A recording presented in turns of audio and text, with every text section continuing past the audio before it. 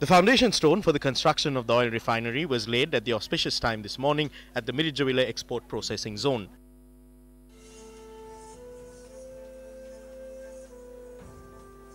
The new oil refinery that spans 200 acres is scheduled to be constructed within 44 months. The Prime Minister also unveiled a plaque ceremonially marking the commencement of work on the cement factory. This project is estimated to be completed in 18 months. Dr. Mohammed Hamad Al Rumi, the Minister of Oil and Gas of the Sultanate of Oman, Jagat Sandeep Ananda, Director of the Singapore-registered company Silver Park International, which is one of the main investors for the oil refinery project, and ministers and MPs were in attendance.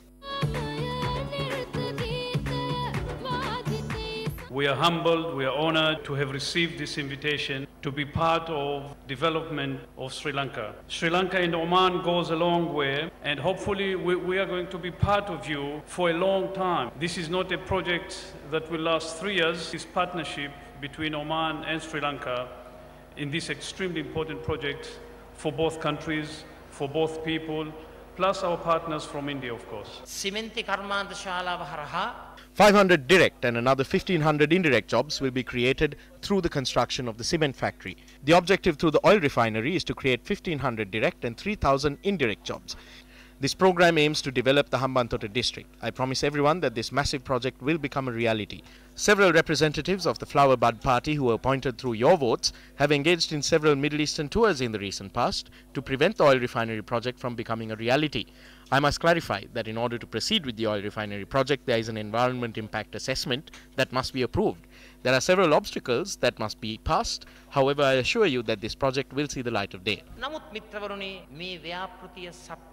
Happy birthday, dear Prime Minister.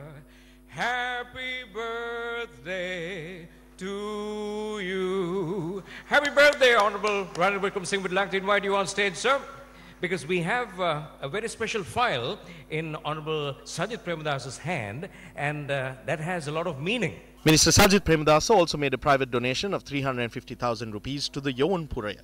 The funds were presented to the youth by Prime Minister Ranil Wickremesinghe. During the 2015 election, the wild elephants in Sri Lanka resided in Yala, and the white elephants were located in Hambantota. What is there in Hambantota at present? A port that is operated by our Ports Authority and China Merchant. Today, applications have been approved for a Chinese company to construct the first LNG power plant. We have already laid the foundation for the construction of the oil refinery as well as the cement factory. In another 3 months, operations at the Matala airport will also resume with the support of the Sri Lankan and Indian civil aviation authorities. Hambantota is the center of the Ruhunu economic revolution. Now, Minister Vijit Vijayamuni is staring at me. We have already allocated 12,000 acres to develop the tourism industry between Mattala and Katunayaka. We have shared this task with Ports and Southern Development Minister Sagala Ratnayaka. The Ports Ministry will also introduce a new law named Ruhuna Economic Development Corporate Law in line with these operations. Ruhuna Arthika Sangwardhana Sangsthanitiya.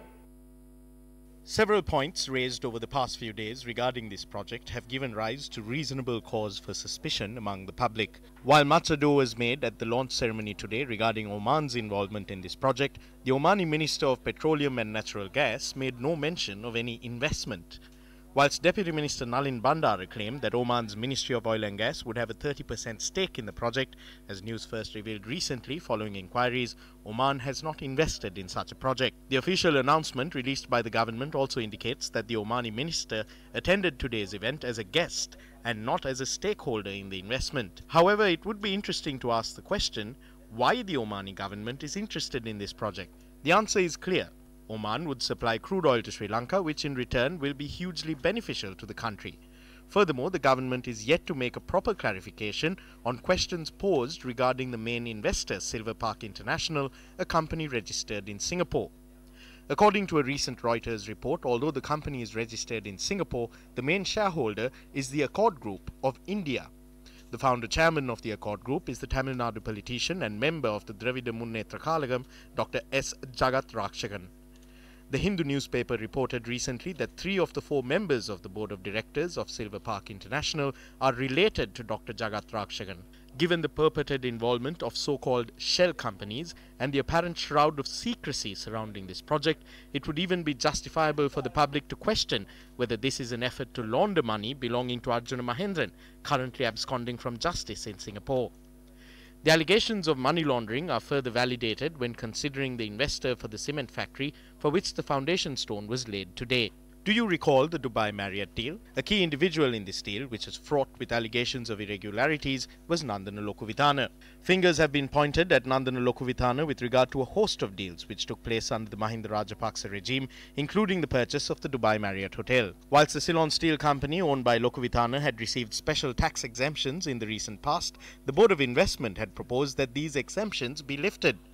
Whilst numerous allegations of fraud and corruption had been raised with several agencies, instead of conducting a proper investigation and enforcing the law, support was given for the establishment of a tyre factory in the Horana Industrial Park. හිටපු ජනාධිපතිගේ බැංකු ගෙනුම් පවත්වාගෙන නඩත්තු කරගෙන ගියේ ලොකු විතානගේ කියලා කිව්වා. දැන් ඒ මාධ්‍ය වාර්තා වුණා. හැබැයි ලොකු විතානත් එක්ක අගමැතිතුමා යනවා හොරණ ටයර් ෆැක්ටරිය විවෘත කරන්න. මොකද මේ සම්බන්ධයෙන්? It is not Lokuvithana's account. There is a bank account from which funds were taken to purchase the Dubai Marriott Hotel. The Marriott Hotel was purchased by a member of a royal family.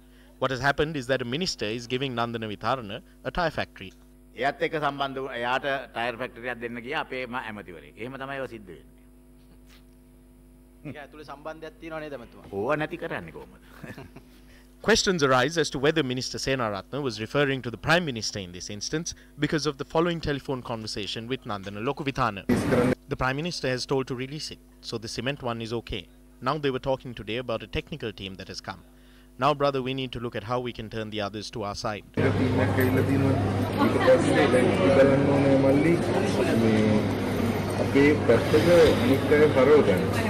Can the government confirm that Nandana Lokuvithana had not previously laid the foundation stone for the cement factory where another foundation stone was laid today? These photographs testify to the contrary. Rulers who continue to think of the people as puppets should realize at least now that the people are wise to these schemes. At this point, it is important to remember that Sajid Premadasa is the deputy leader of the party, the most popular politician in the UNP, and perhaps one of the perceived future leaders in the country right now.